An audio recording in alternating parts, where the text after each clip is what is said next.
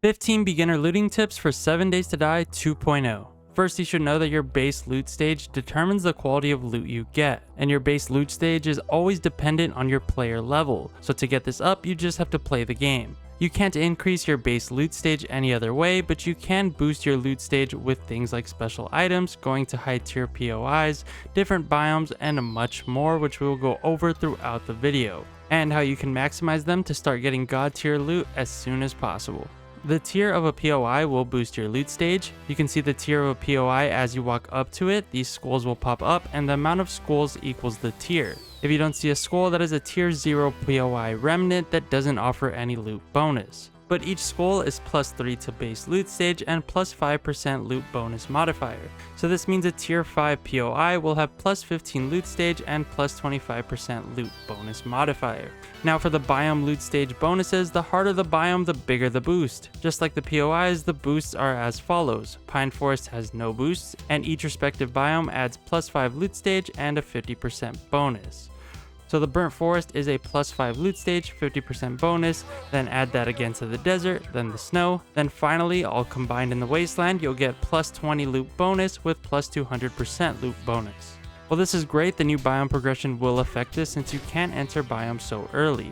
To add an extra boost, one of the best looting items in the game is the Rogue Hood, offering a loot bonus up to 20% for a tier 6 hood.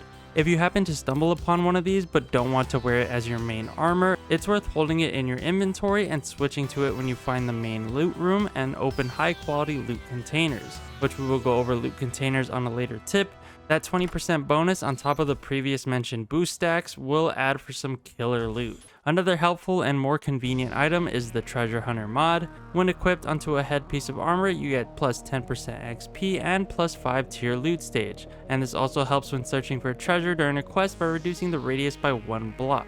This is only attainable by looting or by purchasing it from a trader. Make sure as you are playing you mark nearby vending machines or stop by one every so often and grab yourself an eye candy loot buff. Sort of like the Rogue Hoodie, you want to hold onto one of these and pop one when you're about to open high tier loot. The best thing you can do is clear multiple POIs first, find the main loot rooms. You may need to take your time and get used to recognizing where the main loot rooms are. This will also just come naturally with time. Unlock any locked safes or boxes, then pop this and run through multiple loot rooms and you'll get a huge return on investment without a doubt. It gives you a plus 5 loot bonus, plus 10% bonus for 6 minutes. So again, make sure to use it at the right time to make the most of those 6 minutes. I've mentioned a few times already, but there are these main loot rooms. These usually show up at the end of a dungeon style POI, and these are where the real rewards are hiding. The big chest you find here, the loot chest. The loot chest has its own special bonus that stacks on top of everything else, including plus 6 base loot stage and plus 5% loot modifier. And again, this also stacks on everything else we've covered: biome boost, POI tier boost, your rogue hood, eye candy, or switch tier loot boosting gear right before opening these chests at the very least. This isn't the only lootable container in the game that offers a boost, as the cop car also has a pretty generous bonus. Police cars give 10% base loot stage and plus 5% loot boost. And yes, it stacks with your other bonuses. This makes cop cars on high tier POIs one of the best containers in the game and should never be passed up on. Warning, when you do try to break into this car, either via lockpick or breaking it with a wrench or pickaxe, an alarm can trigger.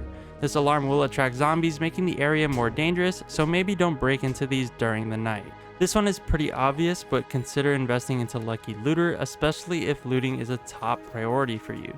What does it do?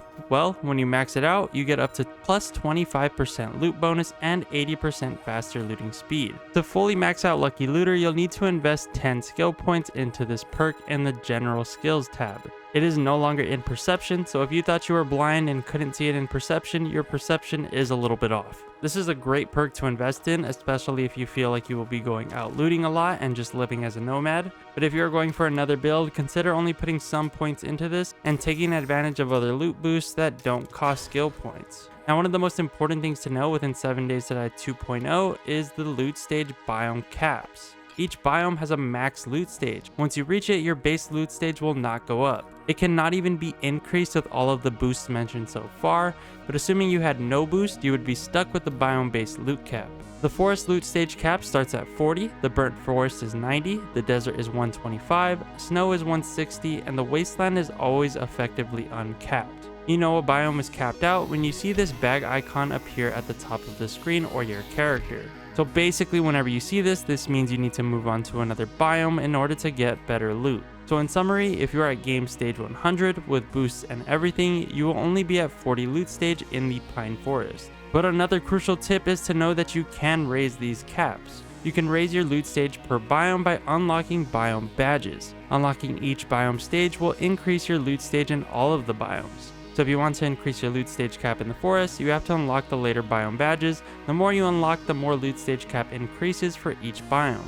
The loot stage cap will always be better for the more difficult biomes, and you always want to progress further when your base loot stage exceeds the biome loot stage cap. Of course, if you want to take advantage of the biome boosts early, go ahead and do so. So yeah, in summary, this new system effectively makes it so that if you don't progress through biomes, then you end up capping your end/current loot stage. If you never unlock the biome badges, this will hold you back from getting better loot eventually.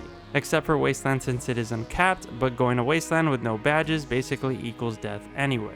Our next tip, you should always know about loot tier thresholds. Here you see a graph of the type of loot you should expect depending on your loot stage. The main takeaway from this that you need to know is that at about loot stage 205, you are getting the best loot. So you want to take whatever boost you can to get a loot stage of 205, and after that it becomes obsolete, pushing for a higher loot stage. Not saying you'll get there easily, but if you're at loot stage 100, you want to get enough boost to double via any of the items or location loot boosts. If you want to know the type of loot you can get, you should check out this loot stage calculator from this person on Reddit. I'll leave the Reddit link down below. While you're down there, if you have stuck through the video so far, before we get into the last few tips, make sure to leave a like and subscribe for more 7 Days to Die helpful content like this video. Also consider becoming a member. Now, back to the video. You should also know that not all loot containers scale with loot stage. Loot stage only affects certain containers, and you should really only care about your loot stage with high value loot containers such as safes, gun bags, chests, and also the loot zombies drop. Not so much with trash and cabinets. So if you can add some extra boosts before opening high value loot containers, make sure to do so. Remember to loot efficiently. We already talked about this with eye candy, but to go deeper, try to learn where the main loot rooms are and get to those the quickest way possible, and use any loot buffs you may have at the moment. Then move to the next POI and try to do the same.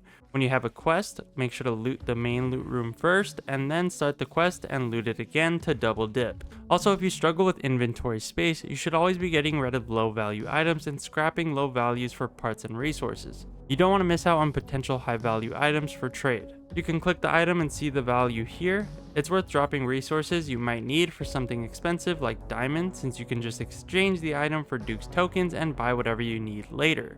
So in summary, always loot the main rooms and replace low value loot with high value ones. Even if you might need the rotten flesh someday, your net value will be greater if you just quickly get the best loot and move on to the next one without getting encumbered or overfilling your inventory. Hope you guys found this video useful. Let me know what tips I missed down below. Appreciate you for watching. Till next time, love ya, see ya.